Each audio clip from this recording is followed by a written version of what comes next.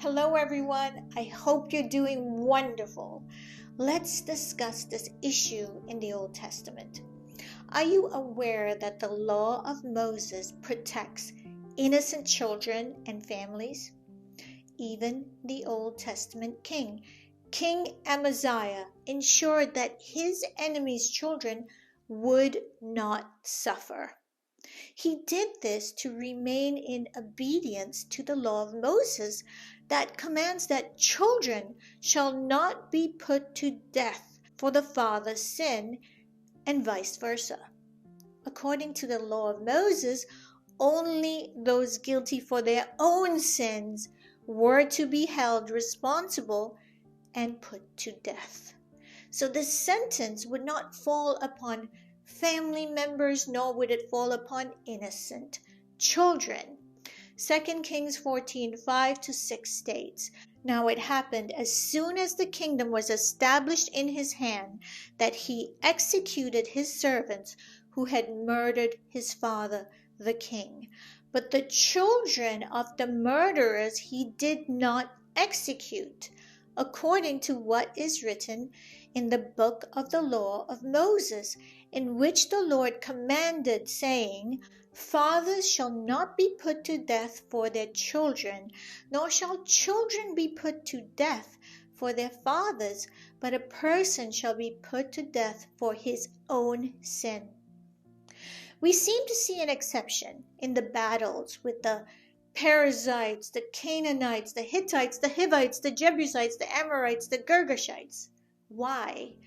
Well, these were giants. They had corrupt hybrid DNA, inhuman alien DNA that had to be wiped out to retain the purity of the human species. So when God said in Deuteronomy, "However, you must not let any living thing survive among the cities of these people the Lord is giving you as an inheritance, you must completely destroy them," the Hittite, the Amorite, Canaanite, Perizzite, Hivite, and Jebusite, he is referring to a war against the spawn of fallen angels. They had Nephilim DNA, and there were 7 nations that were called to be destroyed, who were all descendants of Canaan, clans of giants. These were not human, therefore everyone had to be destroyed, every living being amongst them. It is in these battles where every living being was to be destroyed because their DNA were corrupt. Remember, some of the giants were humongous in nature, like Goliath.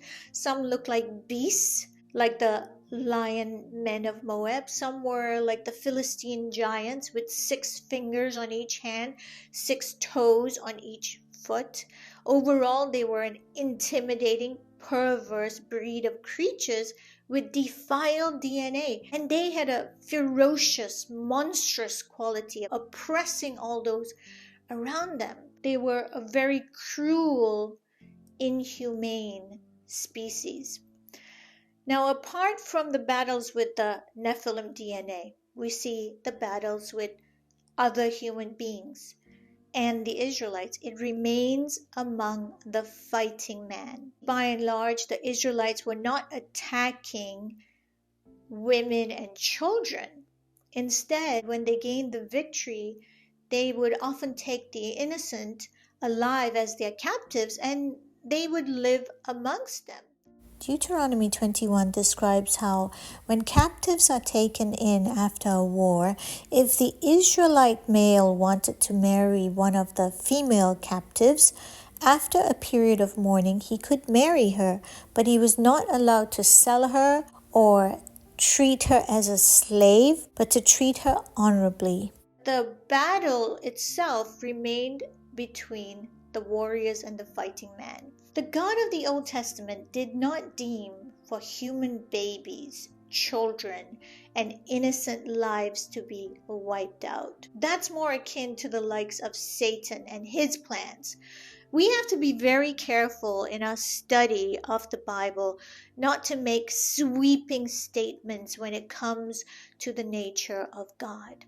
And therefore, we have to look into the full context of each battle and examine its details, because our Father in heaven is a loving God. He has a capacity for mercy and compassion that is beyond any human being. And this is why he instituted the law of Moses, protecting the innocent from unnecessary harm and tragedy. This picture of the Old Testament God filled with wrath and anger, you need the whole picture. And the Word of God says that only the guilty were to pay for their sins and be held accountable. And those who chose to harm the innocent would thus be transgressing the law of Moses. Let's look further into the law of Moses. It states in Exodus 22:21 to 23, "You shall neither mistreat a stranger nor oppress him, for you were strangers in the land of Egypt. You must not mistreat any widow or orphan.